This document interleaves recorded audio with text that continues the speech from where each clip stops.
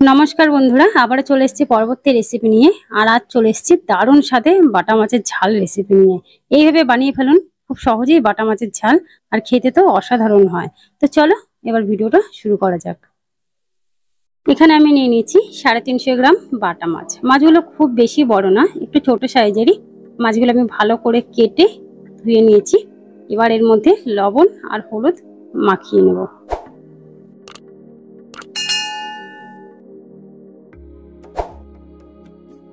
লবণ আর হলুদ দিয়ে এইভাবে ঘষে ঘষে ভালো করে মাছের মধ্যে মেখে নেব।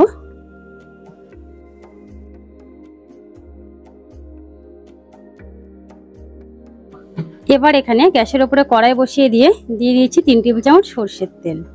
এখন তেলটা খুব ভালো করে গরম করে নিয়েছি। এবার এর মধ্যে দিয়ে দেব লবণ হলুদ মেখে রাখা মাছগুলো। আর মাছগুলো তেলে ছাড়ার সময় খুব সাবধানে তেলের মধ্যে ছাড়তে হবে, যেন তেল গায়ের মধ্যে ছিটকে না আসে। তো একবারে সব মাছগুলো ভাজা হবে না, আমি দুবারে মাছগুলো ভেজে নেব। এবার মাছের এক পিঠ এভাবে লাল করে ভাজা হয়ে গেলে আস্তে আস্তে উল্টে অপর পিঠটাও ভেজে নেব। মাছটা অতিরিক্ত কড়া করে ভাজবো না, তাহলে মাছের টেস্টটা নষ্ট হয়ে যায়। তো ঠিক এইভাবে লাল লাল করে ভেজে নিয়েছি। এবার তুলে নেব।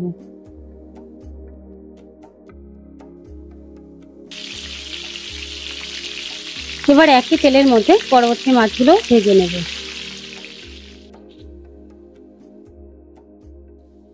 এখন মাছগুলো ভাজার পরে কড়াইয়ের মধ্যে যে বাকি তেলটা রয়েছে তার মধ্যে দিয়ে দিয়েছি আর 1 টেবিল চামচ সরষের তেল, আর দিয়ে দিয়েছি 2টো তেজপাতা, একটু গোটা গরম মশলা আর সামান্য একটু জিরে ফোড়ন। এবার ফোড়নটা একটু ভাজা হলে এখন এর মধ্যে দিয়ে দেব কুচি করে রাখা পেঁয়াজ। আমি এখানে 2টো বড় সাইজের পেঁয়াজ কুচি করে নিয়েছি। এখন গ্যাসের আঁচটা মিডিয়ামে রেখে পেঁয়াজটাকে একটু ভেজে নেব। এখন পেঁয়াজটার মধ্যে যখন এরকম একটু লালচে রং ধরে এসেছে, এখন এর মধ্যে দিয়ে দেব একটা টমেটো বাটা। এখানে আমি একটা টমেটো মিক্সিতে পেস্ট করে নিয়েছি। এখন টমেটো বাটা দিয়ে 2 থেকে 3 মিনিট ভালো করে নেড়েচেড়ে একটু ভেজে নেব। এইভাবে একটু ভাজার পরে এখন এর মধ্যে দিয়ে দেব আদা রসুন আর কাঁচা লঙ্কা বাটা। এখানে আমি 4টে কাঁচা লঙ্কা, 1 ইঞ্চি সাইজের আদা আর 5 থেকে 6 কোয়া মতো রসুন বেটে নিয়েছি। এখন আদা রসুনের কাঁচা গন্ধটা চলে গেলে যখন তেল ছেড়ে দিয়েছে, এখন এর মধ্যে দিয়ে দেব কিছু মশলা। আমি এখানে একটা বাটির মধ্যে 1 চামচ জিরের গুঁড়ো, 1 চামচ লঙ্কার গুঁড়ো, 1 চামচ হলুদ গুঁড়ো আর পরিমাণ মতো লবণ সবকিছুকে একটু জল দিয়ে ভালো করে মিশিয়ে নিয়েছি। তেলের ওপরে শুকনো গুঁড়ো মশলা দিলে মশলাটা পুড়ে যাওয়ার সম্ভাবনা থাকে, তাই শুকনো মশলাগুলো একটু জলের সাথে ভালো করে মিশিয়ে দিয়ে দেব।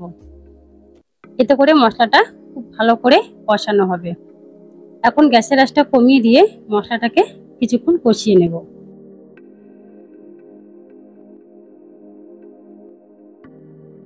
এইভাবে 3 থেকে 4 মিনিট ধরে মশলাগুলো কষিয়ে নেব।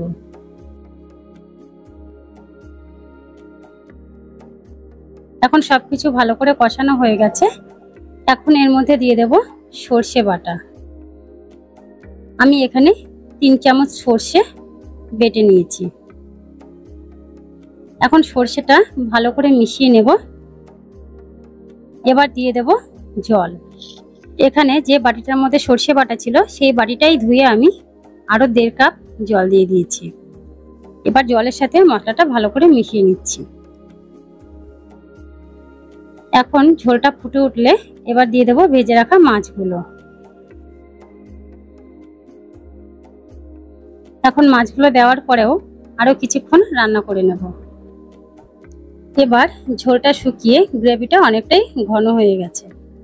এখন গ্যাসের ফ্লেমটা অফ করে দেব। তৈরি হয়ে গেছে বাটা মাছের ঝাল। আর এখন নিশ্চয়ই রেসিপিটি দেখেই বুঝতে পারছো যে খেতে কতটা সুস্বাদু হবে। এইভাবে বাটা মাছের ঝাল রান্না করে খেয়ে দেখবে, দারুণ সুস্বাদু হয় খেতে। তো বন্ধুরা, ভিডিওটি ভালো লাগলে অবশ্যই একটি লাইক করতে ভুলবে না। আর আমার নতুন বন্ধুদের চ্যানেলটি সাবস্ক্রাইব করার জন্য অনুরোধ করছি। আবারও দেখা হচ্ছে নতুন অন্য কোনো রেসিপির সাথে।